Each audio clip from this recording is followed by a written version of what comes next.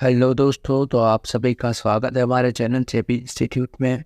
तो जैसा कि लास्ट लेक्चर में हमने लीवरेज चैप्टर के सारे जो कॉन्सेप्चुअल बेस था, उसका जो कॉन्सेप्चुअल टॉपिक्स थे सारे वो हमने कवर कर लिए थे। तो अभी हम इसमें कवर करने जा रहे हैं कुछ जो हमारे इलस्ट्रेशंस है, जो प्रैक्टिकल प्रॉब्लम्स हमें दे रखी है हमारे जो आईसीआई मॉड्यूल है उसमें, तो वो भी हम कवर करने जा रहे हैं।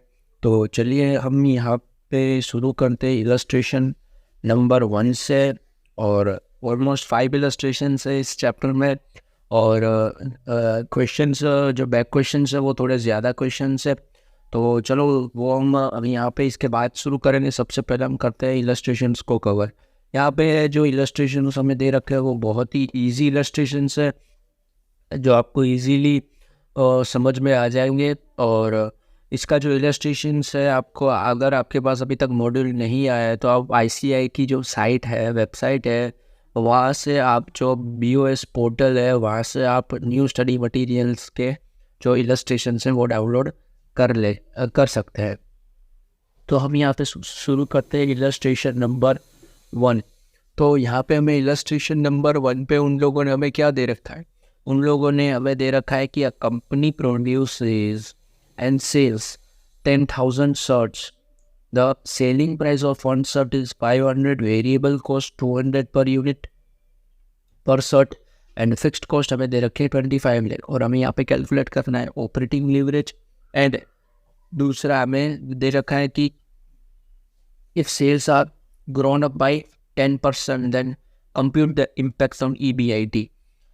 तो सबसे पहले मैंने आपको जो कंसेप्चुअल वीडियो है, अगर आपने वो देखा तो मैंने आपको वहाँ पे भी बोल रखा था कि सबसे पहले ऐसा है, यहाँ पे जो लीवरेज के क्वेश्चन आए उसमें आपको सबसे पहले आपको इनकम स्टेटमेंट बना लेना है। कोई भी क्वेश्चन हो जहाँ पे इनकम स्टेटमेंट जो लीवरेज चैप्टर है वहाँ पे, तो सबसे पहले हम यहाँ पे बता लेते हैं इनकम स्टेटमेंट। तो सबसे पहले यहाँ पे हम लिख देते हैं सेल्स कितना है, 10,000 शर्ट्स है और पर शर्ट्स का प्राइस है 500। ओके, तो यह हो गया हमारा 50 लाख।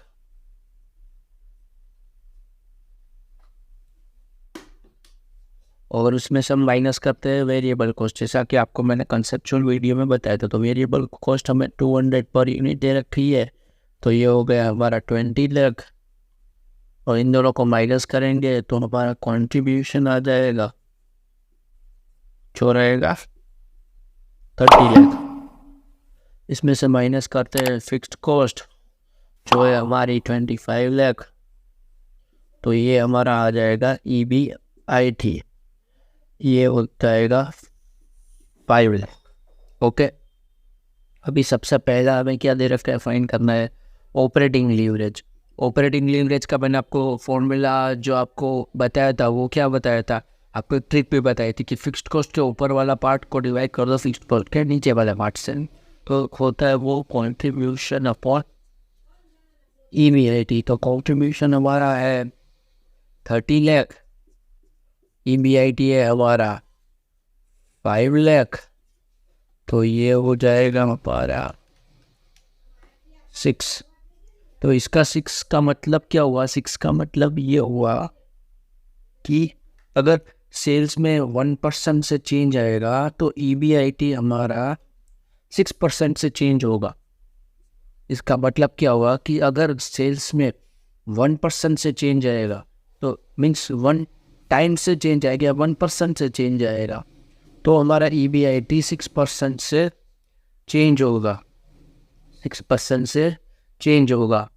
तो अभी हमने यहाँ पे जो दूसरा पूछा है क्वेश्चन, हम लोगों ने पूछा है कि अगर सेल्स हमने इंक्रीज कर दिया 10% से, अगर सेल्स हमने इंक्रीज कर दिया 10% से तो EBIT पे कितना इफेक्ट रहेगा। तो मैंने आपको अभी बोला, तो इसका मतलब कि ऑपरेटिंग लीवरेज है उसका मतलब होता है कि सेल्स पे अगर 1% से चेंज आएगा तो EBIT 6% से चेंज होगा। तो अगर सेल्स 10% से चेंज आया तो EBIT 10 × 6 60% से चेंज हो जाएगा। सिंपल लॉजिक है ये। ओके, तो ये हमारा इलस्ट्रेशन 1 यहाँ पे ख़त्म होता है। अभी हम स्टार्ट करते हैं। यहाँ पे हमारा इलस्ट्रेशन नंबर 2 हमें गिवन है वो इलस्ट्रेशन 2 हमें बोल रहा है कि calculate the operating leverage for each of the 4 firms A B C and D from the following prices and cost data. Means हमें यहाँ पे कुछ उन लोगों ने डायरेक्टली गिवन कर दिया है कि ऑपरेटिंग लीवरेज फाइंड करना है और सारा डेटा हमें दे रखा है। तो यहाँ पे ये क्वेश्चन तो बहुत ही इजी क्वेश्चन है, तो सेम एज इलस्ट्रेशन 1 है, जो कॉन्सेप्ट इलस्ट्रेशन 1 में लगा वही इलस्ट्रेशन 2 में भी लग रहा है।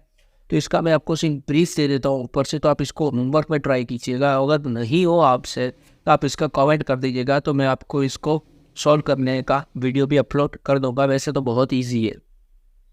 मैं आपको फॉर्म ए का बता देता हूँ, आप बाद में सभी फॉर्म का इजीली कर सकते हो। यहाँ पे हमें सेल्स दे रखा है, पर यूनिट प्राइस है हमारी 20, वेरिएबल कॉस्ट दे रखी है, हम सेल्स में से माइनस करते हैं वेरिएबल कॉस्ट, वो पर यूनिट दे रखी है हमें 6। उसके बाद हमें फिक्स्ड ऑपरेटिंग कॉस्ट दे रखी है 60,000 और हमें नंबर ऑफ यूनिट लास्ट में बोल रखा है अज्यूम करना 5000 है। तो इसको मल्टीप्लाई कर दो 5000 से, इसको मल्टीप्लाई कर दो 5000 से, तो ये हमारा आ जाएगा 1 लाख और ये हमारा आ जाएगा 30,000। यहाँ पे माइनस करके कॉन्ट्रीब्यूशन आ जाएगा 70,000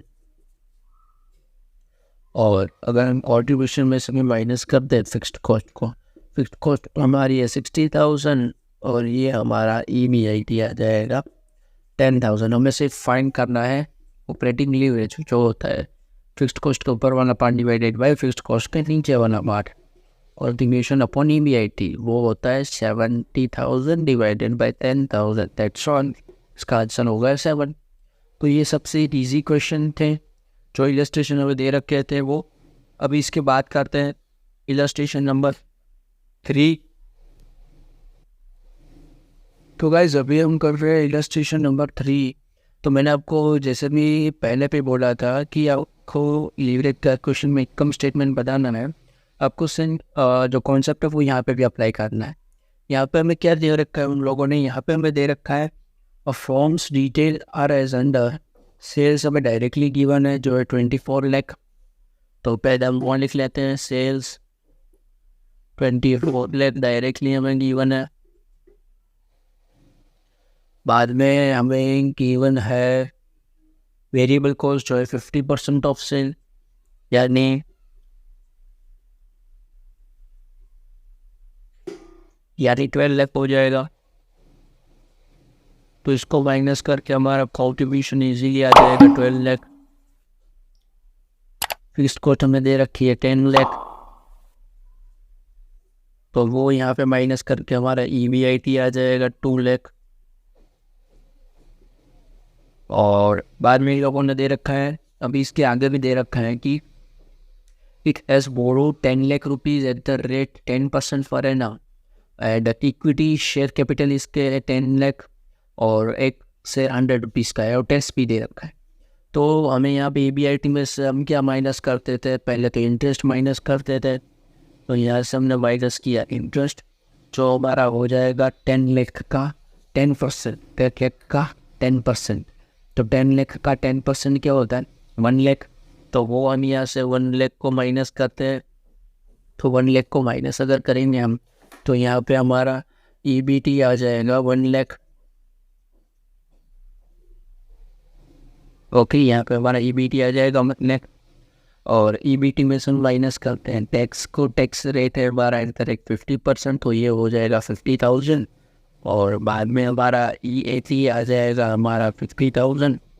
ओके, तो अभी तक इतना हमने बना लिया है। अगर इसमें EPS पूछेगा तो हम EPS में निकाल देंगे।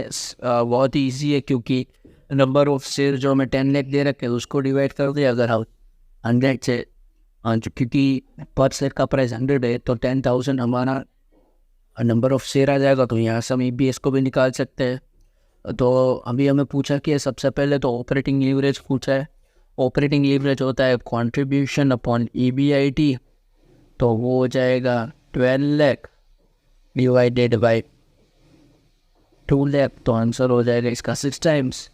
दूसरा हो जाएगा हमें फाइंड करना है फाइनेंशियल लीवरेज। तो मैंने आपको फाइनेंशियल लीवरेज का फॉर्मूला क्या बताया था कि फिक्स्ड कॉस्ट यहाँ पे दे रखी है, यहाँ पे प्रेफरेंस डिविडेंड है नहीं, तो ये जो इंटरेस्ट है उसके ऊपर की फिक्स्ड कॉस्ट उसके डिवाइडेड बाय नीचे की फिक्स्ड कॉस्ट, तो ये हो जाएगा EBIT upon EBT। EBIT upon EBT जो आएगा 2 लाख अपॉन 1 लाख, ये डिवाइड करेंगे तो आ जाएगा 2 टाइम्स। अभी कंबाइंड लीवरेज का मैंने आपको बताया था, financial leverage multiply by operating leverage, तो ये हो जाएगा 2 × 6 इज इक्वल्स टू 12 टाइम्स।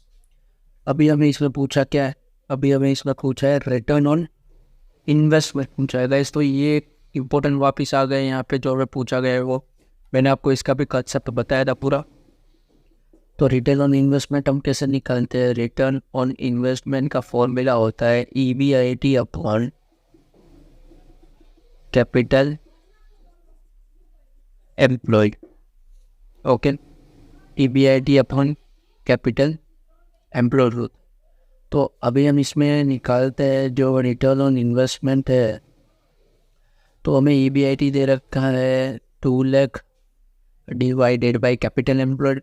तो यहाँ पे हम जो कैपिटल एम्प्लॉयड निकालेंगे वो क्या होगी, कैपिटल एम्प्लॉयड, तो कैपिटल एम्प्लॉयड यहाँ पे हमारी जो निकलेगी वो हो जाएगी, मैंने आपको कैपिटल एम्प्लॉयड बारे में भी बताया था कि हम जो कैपिटल एम्प्लॉयड है वो किन किन चीज़ों को इंक्लूड करके लेते हैं, उसको मैंने आपको बताया था कि हम जो कैपिटल एम्प्लॉयड है उसमें हम इक्विटी शेयर भी लेते हैं, प्रेफरेंस शेयर भी लेते हैं, रिजर्व एंड सरप्लस भी लेते हैं और लॉन्ग टर्म डेट भी लेते हैं। तो यहाँ पे हम कैपिटल एम्प्लॉयड में लेंगे हमारा जो बोरोड फंड है वो, और इक्विटी शेयर कैपिटल है वो मीन्स वो हो जाएगा 10 lakh plus 10 lakh is equal to 20 lakh. तो ये हो जाएगा हमारा 20 लाख, और इसको निकाल लेते हम परसेंटेज में, तो ये आ जाएगा हमारा 10%। कितना आ जाएगा, 10%। अभी आपके मन में क्वेश्चन आएगा, अगर आपके पास मॉड्यूल है अगर ओपन और आप इस इलस्ट्रेशन को मॉड्यूल में से भी देख रहे हो, तो कि मॉड्यूल में आंसर में 5% कैसे दे रखा है, तो मॉड्यूल में यहाँ पे 5% इसलिए दे रखा है क्योंकि उन लोगों ने नीचे क्लियरली नोट दे रखा है कि हमने यहाँ पे रिटर्न ऑन इन्वेस्टमेंट कैसे निकाला है। तो उन लोगों ने जो रिटर्न ऑन इन्वेस्टमेंट निकाला है वो EAT पे निकाला है, और डिवाइडेड बाय उन लोगों ने सिर्फ किया है इक्विटी शेयर होल्डर्स फंड को डिवाइड किया है, ना कि रिटर्न और ना कि जो है लॉन्ग टर्म डेप्ट को इंक्लूड नहीं किया है इन लोगों ने। लेकिन जनरली अगर देखा जाए तो मैंने जो आपको कॉन्सेप्ट पढ़ाया था और जो रियल में भी कॉन्सेप्ट को एग्जिस्ट करता है, तो वो EBIT से हम निकालते हैं रिटर्न ऑन इन्वेस्टमेंट का आंसर, तो ये आना चाहिए। और जो मॉड्यूल ने किया है वो भी सही है। आप अगर जो मॉड्यूल ने किया है अगर वो आप कर रहे हो तो आपको वहाँ पे क्लियरली नोट गिवन करना पड़ेगा, और अगर आपको ऐसे किया है तो ये भी सही है, आपको इसका फॉर्मूला लिखना है। दोनों आंसर सही है, दोनों कॉन्ट्राडिक्ट नहीं कर रहे हैं, दोनों सही है। जो पर्सपेक्टिव है देखने का वो दोनों का अलग अलग है, बाकी सही है आंसर में से। अभी जो इसका लास्ट पार्ट है वो थोड़ा एक इम्पोर्टेंट है और थोड़ा ट्रिकी भी है, तो आपको उसको थोड़ा ध्यान से देखना है। उसमें हमें दे रखा है जो लास्ट पार्ट है 5th मीन्स E वाला, उसमें हमें दे रखा है कि अगर सेल्स को हमने 6 लाख से इंक्रीज कर दिया तो हमारा EBIT पे क्या इफेक्ट आएगा, तो हमारा जो नया EBIT है वो कितना आएगा। तो मैंने आपको वापस बताया, ये लोग ने रिलेशन निकाला है किसमें, सेल्स और EBIT में, तो इसका मतलब ये ऑपरेटिंग लीवरेज की बात कर रहे हैं। तो हम यहाँ पे ऑपरेटिंग लीवरेज को काम में लेंगे जो हमारा है 6। तो अभी तो हमें यहाँ पे इन लोगों ने 6 लाख से इंक्रीज किया है, तो न्यू सेल हमारा कितना आ जाएगा, न्यू सेल हमारा आ जाएगा 30 लाख, और ओल्ड सेल हमें कितना दे रखा है हमारा 24 लाख। तो यहाँ से हम निकालेंगे परसेंटेज चेंज। परसेंटेज कैसे चेंज निकालते हैं, new sale minus old sale upon old sale into 100। इससे हमारा सेल्स में कितना परसेंट से चेंज आए वो आ जाएगा 30 lakh minus 24 lakh divided by 24 lakh into 100। 25% से हमारा सेल्स में चेंज आया है।